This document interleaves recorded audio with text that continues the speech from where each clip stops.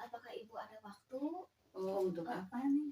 Ini Bu, kebetulan saya kesini ada dari CGP ada tugas yaitu di Dewan Transi Kontekstual untuk mewawancarai Ibu selama ini pengambilan keputusan melalui nilai-nilai kebajikan selama Ibu memimpin di sekolah kami gitu.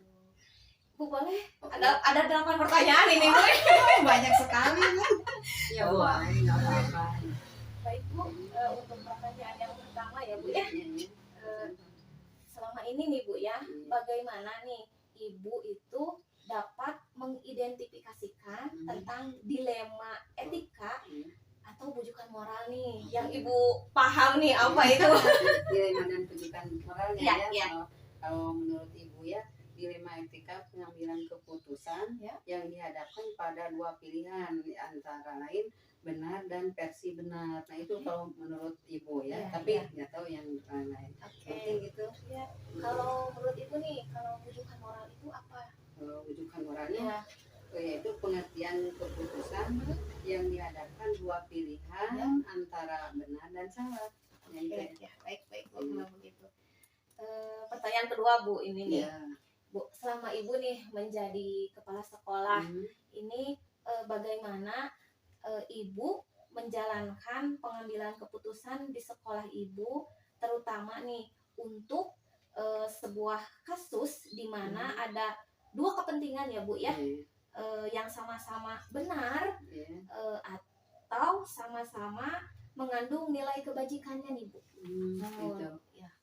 Cara pengambilan keputusannya ya, untuk Ibu pengambilan keputusan di sekolah saya ya dilaksanakan dengan pertimbangan nilai-nilai kebajikan ya dari dua pilihan yang benar dengan yang benar serta memperhatikan dampak dari pengambilan keputusan tersebut. Sebagai contohnya misalkan di sekolah saya tentang sarpras ya, nah itu dalam ruangan kelas di kondisi di sekolah kami itu ada yang rusak parah, tidak bisa direhab ya, tidak bisa digunakan nggak bisa karena itu dilihat kondisinya mulai dari atap, dinding, pintu dan sebagainya udah tidak layak dipakai lagi. Nah itu udah pada rusak.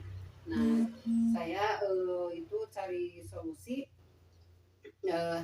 karena kekurangan kelas, jadi saya cari solusi ya dengan kerusakan itu minjam ke SD yang lain itu.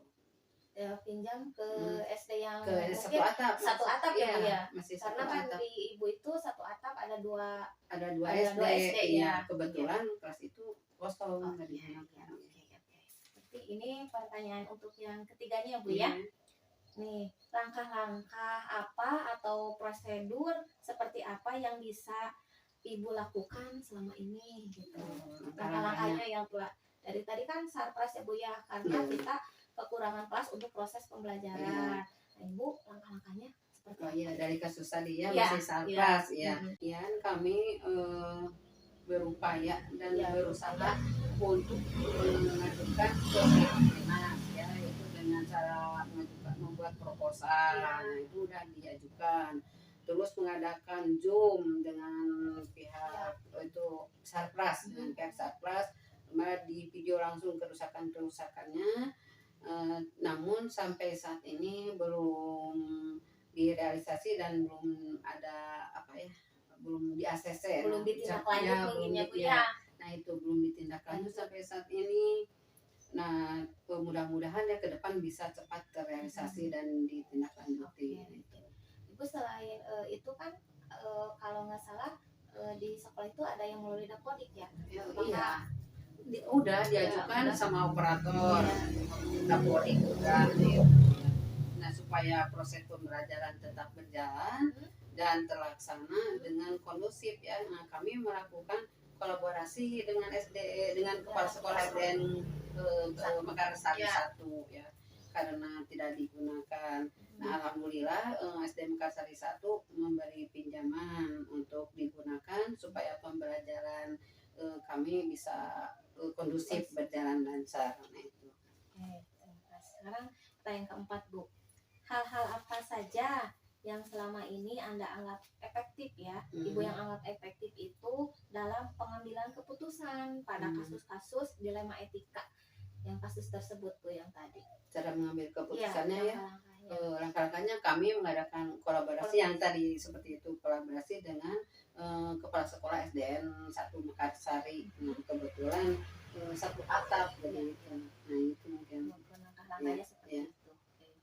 Nah yang kelima ya Bu ya, hal-hal apa saja yang menurut Ibu selama ini itu merupakan tantangan nih Bu? Pasti kan ada tantangan ya Bu ya? Banyak tantangannya. Jawab dalam pengambilan keputusan pada kasus-kasus dilema etika ini loh Bu. Tantangan yang Ibu alami nih selama ini apa gitu?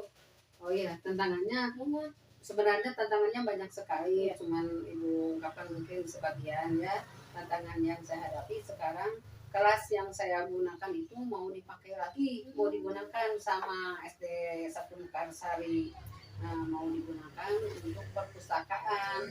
Jadi saat ini kami masih mengupayakan untuk pembelajaran tetap berjalan kondusif dengan mengadakan kelas siang gitu ya. Jadi rencana kami itu untuk mengadakan kelas siang. Cuma kendalanya guru dan siswa juga orang tua merasa keberatan, apalagi melaksanakan di siang hari mengingat cuaca, mendung, hujan dan sebagainya. Itu pertanyaannya. Sekarang yang keenam Bu, apakah Ibu memiliki sebuah tata kala teh Bu, atau jadwal ya Bu ya, jadwal tertentu dalam sebuah penyelesaian kasus dilema etika ini? Apakah Ibu langsung menyelesaikannya di tempat, langsung di tempat Bu, waktu itu aja gitu pengambilan keputusannya, atau Ibu memiliki sebuah jadwal untuk menyelesaikannya, bentuk atau prosedur seperti apa yang telah Ibu jalankan? Kalau untuk jadwal mungkin tidak bisa secara langsung ya, tapi Ibu mempunyai jadwal-jadwal tertentu untuk penyelesaiannya. Nah, untuk jadwalnya kami mengadakan jadwal itu untuk musyawarah dengan guru-guru. Rencananya di awal tahun pembelajaran itu jadwalnya. Jadi tidak bisa secara langsung, jadi bukan waktu yang khusus gitu ya, dengan diikutinya musyawarah dengan diikuti oleh pihak-pihak sekolah terkait seperti komite, warga sekolah, guru, dan kepala sekolah, ya orang tua juga salah satunya perwakilannya itu. Yang ketujuh Bu, adakah selama ini seseorang atau faktor-faktor ya Bu ya, apa yang selama ini mempermudah atau membantu Ibu dalam pengambilan keputusan dalam kasus-kasus dilema ini? Jadi ada siapakah, ada tokoh atau pihak-pihak yang terkait yang membantu Ibu dalam penyelesaian keputusan ini? Ya jelas pihak-pihak yang membantu alhamdulillah banyak, karena tidak bisa berjalan tanpa bantuan orang lain ya. Nah, kebetulan dari pihak-pihak terkait yang membantu pada kasus sekolah kami, yaitu diantaranya komite yang tadi saya utarakan ya, yaitu komite guru, kepala sekolah SDN Mekarsari 1, termasuk dari pihak dinas seperti pengawas dan korwil juga. Nah, itu. Banyak sekali ya Ibu, alhamdulillah ya dukungannya. Mudah-mudahan lancar. Cepat terlaksana juga ya Bu ya, terrealisasi. Ini Bu, pertanyaan yang paling akhir nih. Alhamdulillah udah terakhir. Dari semua hal yang telah disampaikan nih, dari pembelajaran apa yang Ibu petik dari pemahaman Ibu mengambil keputusan tentang dilema etika nih selama yang Ibu pahami gitu. Itunya apa, keuntungannya ya, kebaikannya. Semua hal itu apa? Itu ya alhamdulillah ya, berkat adanya dukungan setelah mengadakan musyawarah dan sebagainya, menjadi pembelajaran yang saya ambil dari dilema etika itu, yaitu perlunya analisis dari dua kebajikan untuk diambil jalan terbaik dan yang paling tepat agar pembelajaran dapat berjalan dengan baik dan kondusif. Jadi banyak sekali lah diambil hikmahnya. Jadi ada ada dari usaha ada peluang juga bisa terlaksana gitu. Mungkin mudah-mudahan kedepannya dari kasus ini udah berusaha ini itu dari pihak pemerintah juga memperhatikan bahwa kasus di sekolah kami ini itu terutama kekurangan kelas ya, jadi perlu adanya rehab ya, rehab berat itu tidak bisa tidak bisa diadakan perawatan harus direhab total itu. Ya sangat udah mengganggu ya Bu ya, Iya. tidak bisa banget, tidak bisa untuk digunakan proses pembelajaran. Iya, nggak bisa. Jadi saya mengharapkan sekali ya dari usaha-usaha baik operator di Dapodik mengajukan proposal dan sebagainya itu mungkin. Dan Ibu ini pertanyaan yang paling terakhir, alhamdulillah kamu kita udah selesai wawancaranya. Bu terima kasih sekali atas waktunya. Ya sama-sama. Sekian Bu ya. Maaf Ibu ya kurang apa ya? Mungkin jawaban-jawaban Ibu kurang memuaskan bagi Neng, mudah-mudahan aja ini hanya sebagian ya. Neng sukses terus dalam sekolah penggeraknya untuk nanti bisa diterapkan di sekolah kami. Ya. Terima kasih buat atas waktunya. Assalamualaikum Ibu. Waalaikumsalam.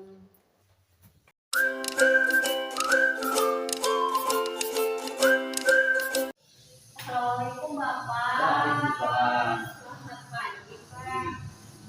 Kebetulan saya di sini dari SDN Lokasari. Saya ini adalah SDN yang dulu Pak ya.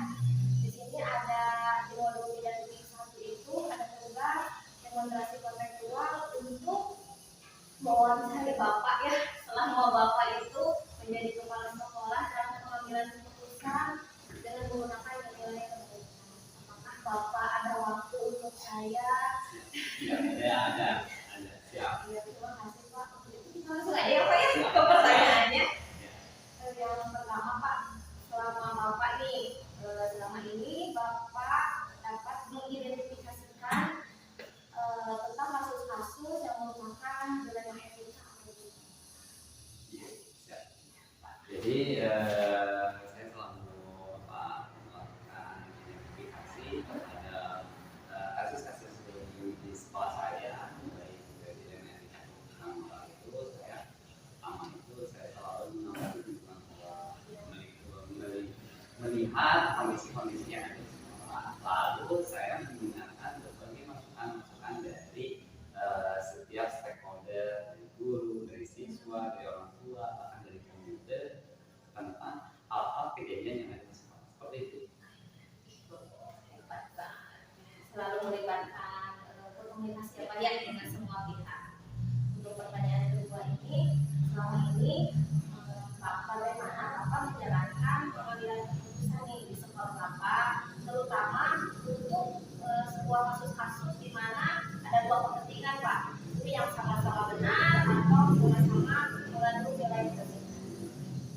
Nah, jadi ketika dalam memutuskan satu perkara, saya selalu mengambil terhadap hasil dari identifikasi itu. Saya selalu mengambil keputusannya itu dalam rapat. Jadi di rapat. Nah, dalam rapat saya ambil keputusan setelah saya memaparkan berbagai permasalahan yang dihadapi. Jadi dari identifikasi itu saya sampaikan di dalam rapat, saya mendengarkan masukan dari orang. Pada akhirnya setelah pembinaan ada keputusan yang dimana keputusan itu saya putuskan untuk disepakati berdasarkan hasil kesepakatan bersama. Seperti itu. Ketika nih Pak, langkah-langkah atau prosedur seperti apa yang biasa Bapak lakukan selama ini? Tadi kan di saya prosedurnya saya ketika menangkap satu permasalahan, maka saya agenda untuk rapatnya. Makanya itu saya agenda untuk rapat.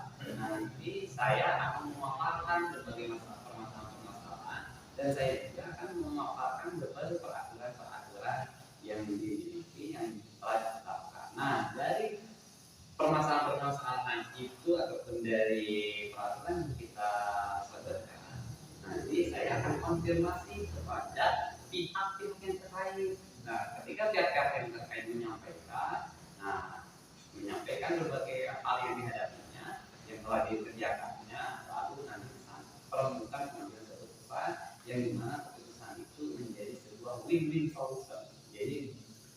win-win solution bagi para-para yang berkepentingan seperti itu. Baik Pak, untuk yang pertanyaan keempat nih Pak ya, hal-hal apa saja yang selama ini Bapak anggap efektif dalam pengambilan keputusan pada kasus-kasus di Mimbre?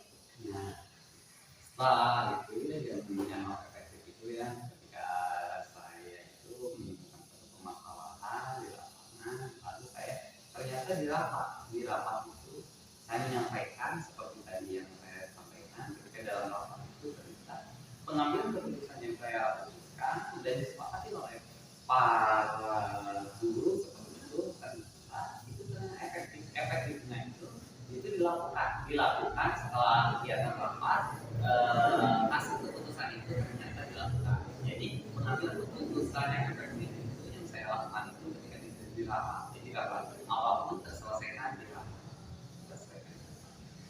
Saya kelima Pak, hal-hal apa saja yang selama ini merupakan tantangan ya Pak dalam pengambilan keputusan pada kasus-kasus di Mimbre?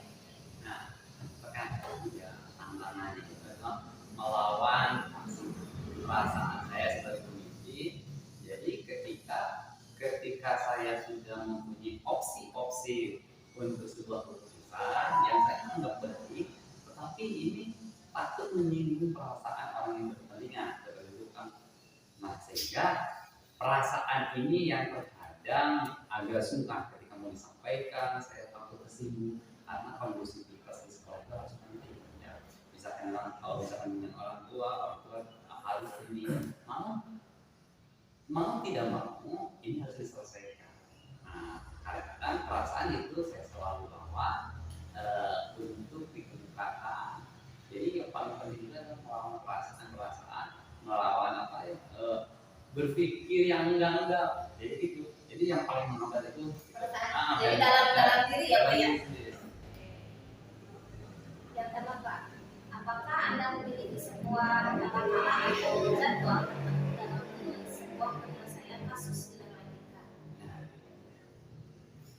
kalau jadwal itu karena saya kan berfokus itu di rapat itu ya, di rapat. Jadi penyelesaian masalah apapun saya selalu mengambil di rapat. Jadi penjadwalan itu mau ada kasus, mau tidak ada kasus, saya paling sedikit dalam 1 bulan sekali itu mengadakan rapat sebagai bentuk evaluasi ya, dari mulai planning, organizing, dan kontrol. Nah, itu dilakukan di dalam rapat sebulan sekali minimal. Nah, akan ada kalanya ketika urgent menghadapi permasalahan yang betul-betul ini harus terselesaikan, maka saya akan mengadakan rapat yang bukan insidentil. Jadi insidentil besok harus rapat karena menemukan masalah ini harus selesaikan. Namun ketika misalkan ada masalahnya, oh ini bisa ditunggu dulu, nanti saya akan bahasnya nanti di rapat bulan depan. Nah, saya melakukan seperti itu. Jadi yang terjadwal. Kenapa harus terjadwal seperti itu? Supaya nanti ini tidak ada kekagetan dari para guru ataupun unsur-unsur yang lain ketika mau menyelesaikan masalah seperti itu. Berarti ada yang langsung yang diangkat, ada juga yang memang dinantikan atau terjadwal. Yeah. Nah, begini Pak, yang ingin saya tahu nih, kalau yang langsung itu seperti apa misalnya diberi contoh gitu ya? Kalau langsung kasusnya kasus apa gitu Pak? Kalau yang langsung misalnya. Yang langsung itu kan misalkan ketika ada orang ketika guru terdengar misalkan ini ketika misalkan saya lagi berjalan ke kelas, lalu ternyata di kelas itu si guru itu menegur siswanya ada sedikit ini, maka saya kadang secara langsung itu ketika sudah selesai saya langsung samperin, saya langsung ngobrol, saya memberikan masukan seperti ini. Kalau yang langsung Siapa ya menegur kepada atau menyapa siswa? Iya, Mahasiswa itu. Kalau yang misalnya yang kedua Pak, misalnya tadi kan ada yang jadwal sebulan sekali, berarti itu kayak review, kalau evaluasi gitu. Nah, untuk kasus yang sebulan sekali itu, itu seperti apa Pak? Berikan contohnya. misalnya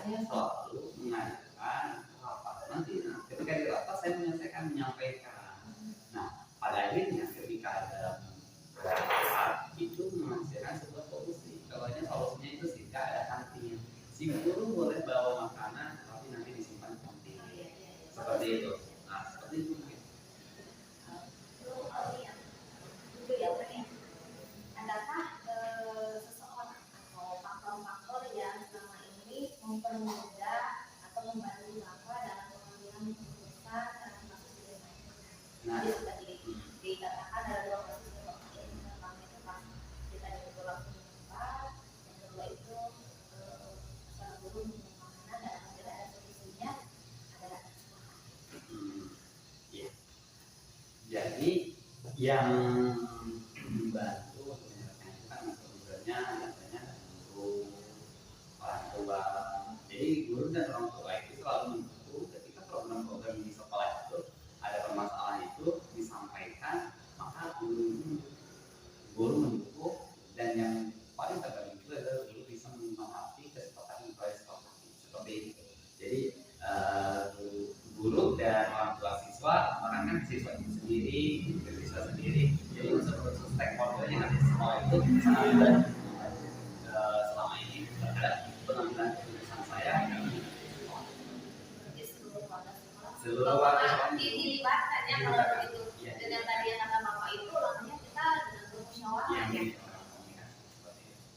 Baik, yang terakhir ya Pak ya, dari semua hal yang telah disampaikan tadi nih, pembelajaran apa yang Bapak dapat atau petik dari pengalaman Bapak mengambil keputusan dalam etika ini? Nah, jadi pelajaran yang saya ambil itu kan, saya mengambilnya ini adalah kepada sebuah win-win solution. Win-win solution itu adalah tidak ada orang dalam penyampaian masalah yang saya selesaikan itu tidak ada orang yang tidak ada orang yang bersama, namun mereka itu merasa semua ternyata unsur-unsur kepentingannya itu terakomodir dengan tidak melanggar berbagai norma seperti itu.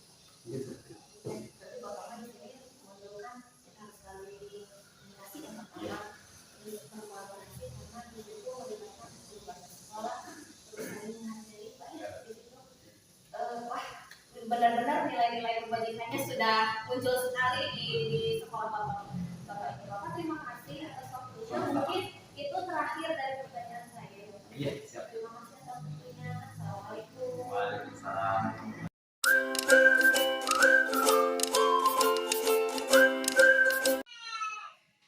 Kita mulai ya Bu ya. Siap. Bismillahirrahmanirrahim. Assalamualaikum warahmatullahi wabarakatuh, Ibu. Waalaikumsalam warahmatullahi wabarakatuh. Iya, Ibu. Sehat Bu hari ini? Alhamdulillah. Luar biasa. Bagaimana Allahu Ibu? Akbar ya Bu ya. Terima kasih Ibu telah meluangkan waktu hari ini untuk saya. Di sini saya adalah calon guru penggerak angkatan 7.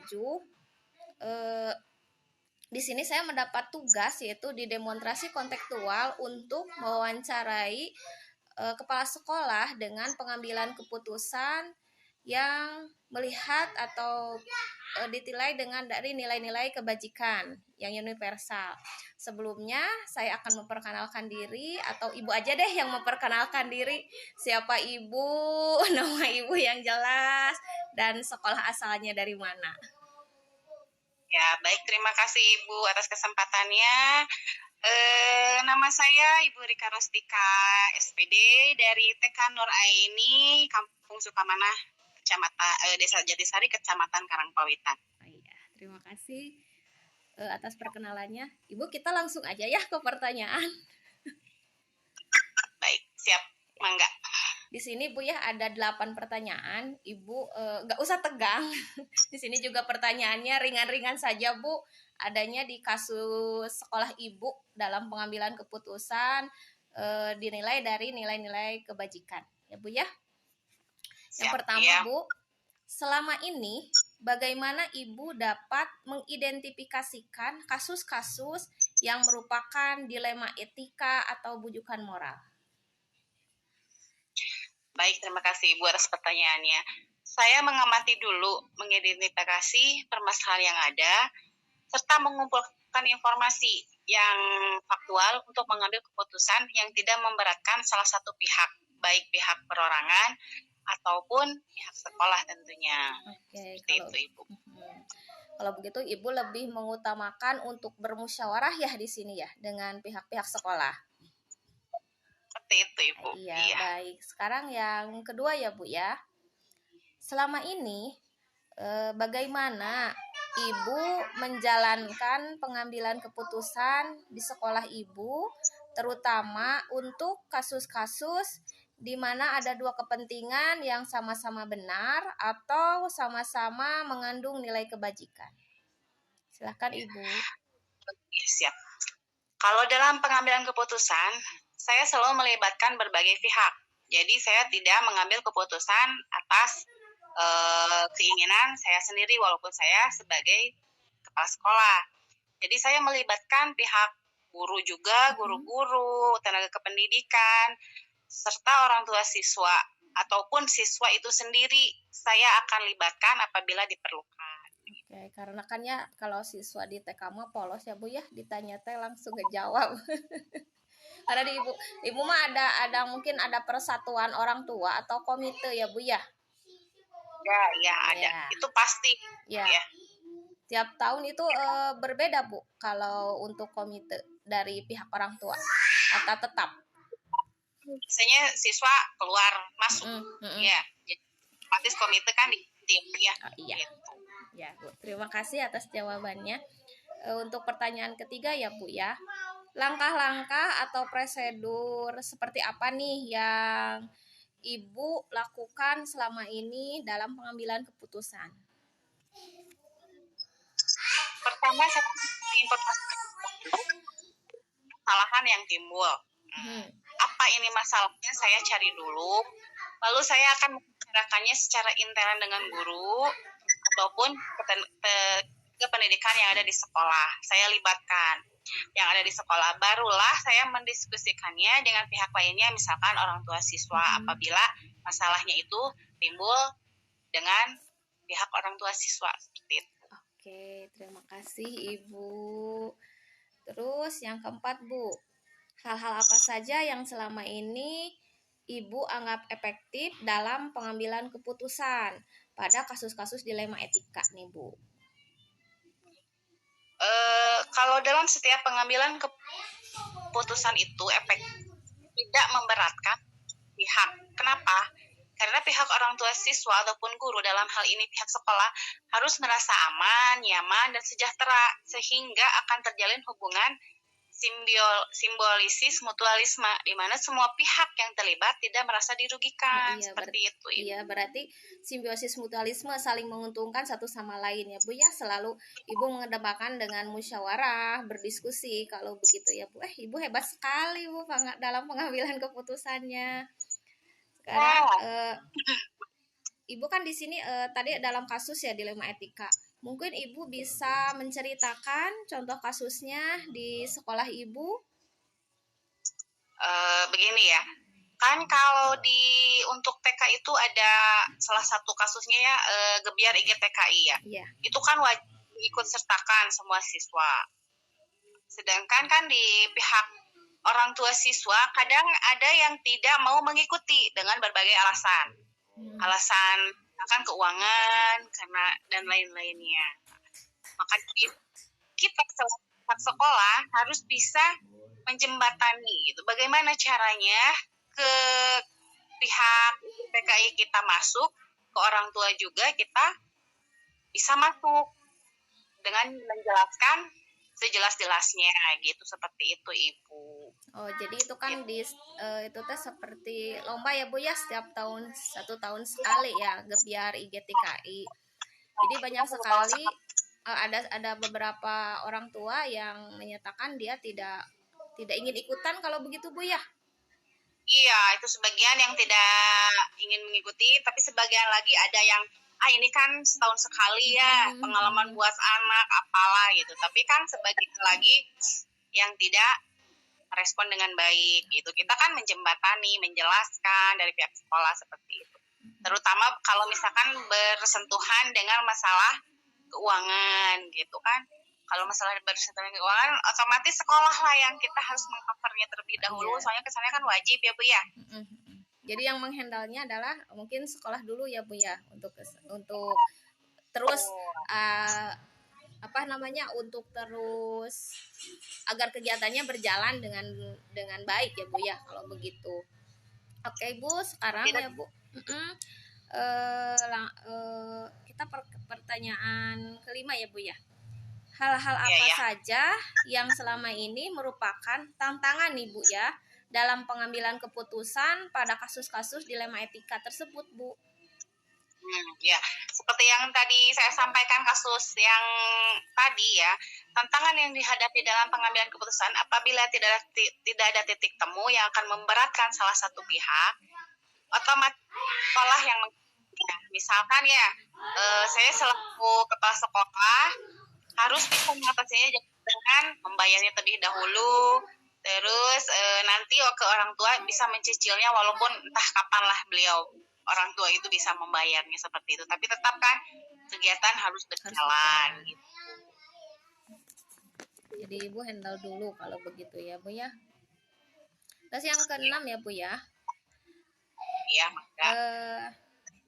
Apakah Ibu memiliki sebuah tata kala atau jadwal tertentu dalam sebuah penyelesaian kasus dilema etika?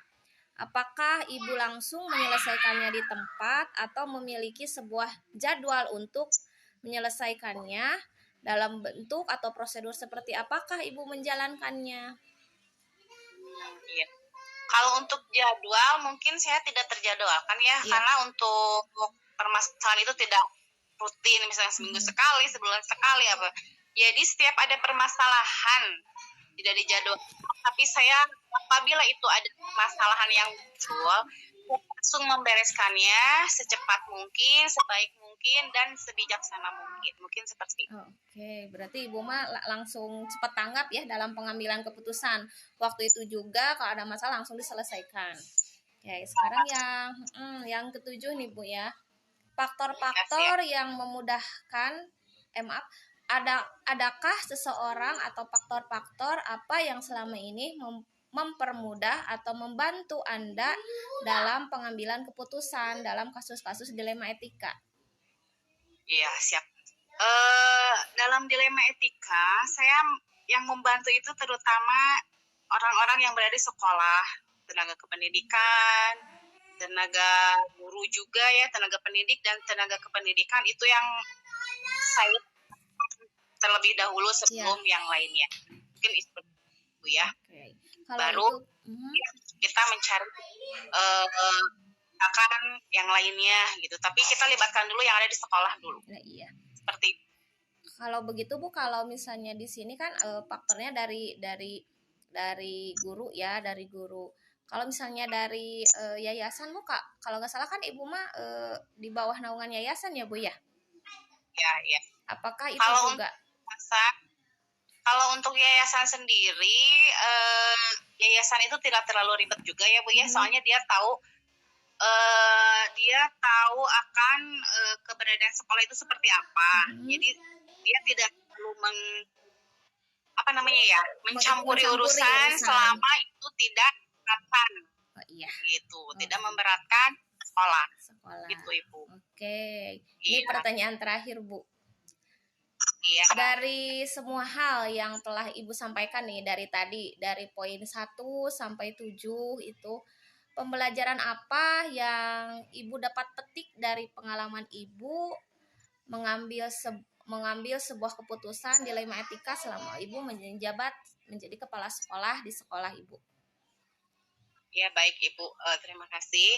Pembelajaran yang dapat saya petik dari pengalaman saya dalam mengambil keputusan dilema etika adalah pengalaman adalah guru terbaik kita ya Bu ya.